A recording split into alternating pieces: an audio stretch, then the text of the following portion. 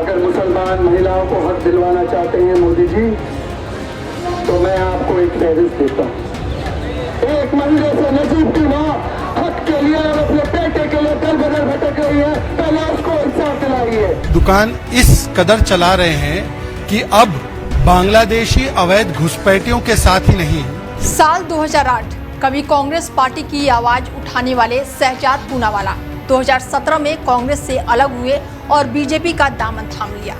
उस समय बीजेपी में आने के बाद उन्होंने प्रधानमंत्री नरेंद्र मोदी की नीतियों का खुलकर समर्थन किया।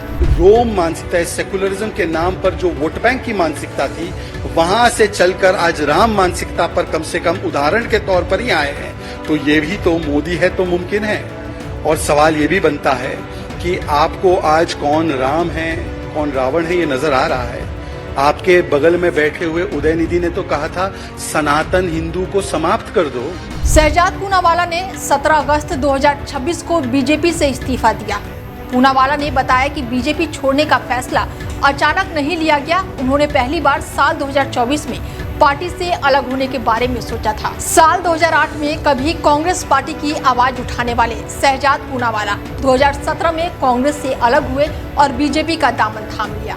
उस समय बीजेपी में आने के बाद उन्होंने प्रधानमंत्री नरेंद्र मोदी की नीतियों का खुलकर समर्थन किया। शहजाद पूनावाला ने 17 अगस्त 2026 को बीजेपी से इस्तीफा दे दिया और पूनावाला ने बताया कि बीजेपी छोड़ने का फैसला अचानक नहीं लिया गया।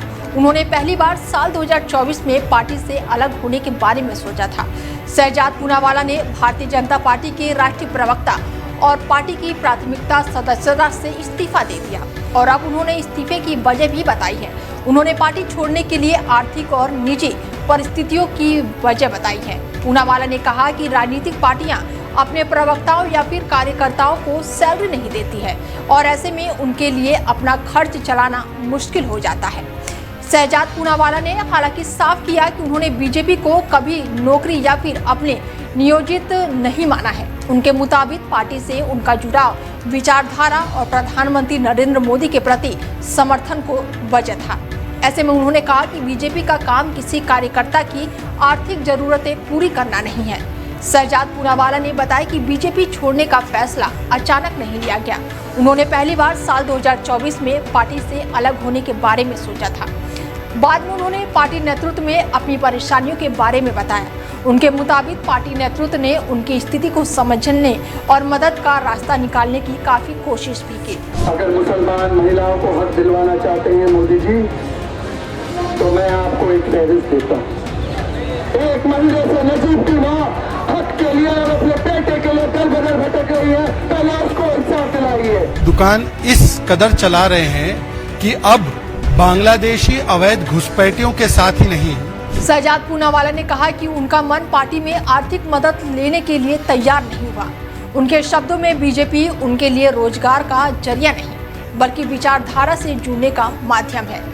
कांग्रेस में वापसी की संभावना से भी पूनावाला ने इनकार किया। उन्होंने मजाकिया अंदाज में कहा, अगर राहुल गांधी, सोनिया गांधी और प्रियंका गांधी को पार्टी से हटा दिया जाए और नेहरू के फैसलों के लिए माफी मांगी जाए, तभी वो कांग्रेस से लौटने का विचार करेंगे। कांग्रेस में वापसी की संभावना से भी शहजाद पूनावाला ने इनकार किया। उन्होंने मजाकिया अंदाज में कहा, अगर राहुल गांधी, सोनिया गांधी और प्रियंका गांधी को पार्टी से हटा दिया जाए और नेहरू के फैसले के लिए माफी मांगी जाए, तभी वो कांग्रेस में लौटने पर विचार करेंगे।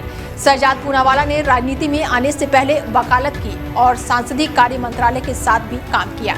इसके बाद से वो 2008 में कांग्रेस से जुड़े और कांग्रेस में रहते हुए उन्होंने पार्टी के लिए कई जिम्मेदारियां निभाई। लेकिन 2017 में पार्टी नेतृत्व से मतभेद के बाद से उन्होंने कांग्रेस छोड़ दी और बीजेपी में शामिल हो गए। बीजेपी में आने के बाद से उन्होंने प्रधानमंत्री नरेंद्र मोदी की नीतियों का खुलकर समर्थन किया और धीरे धीरे पार्टी के प्रमुख प्रवक्ताओं में शामिल हो गए। कांग्रेस में वापसी की संभावना से पूनावाला ने फिलहाल इनकार किया है।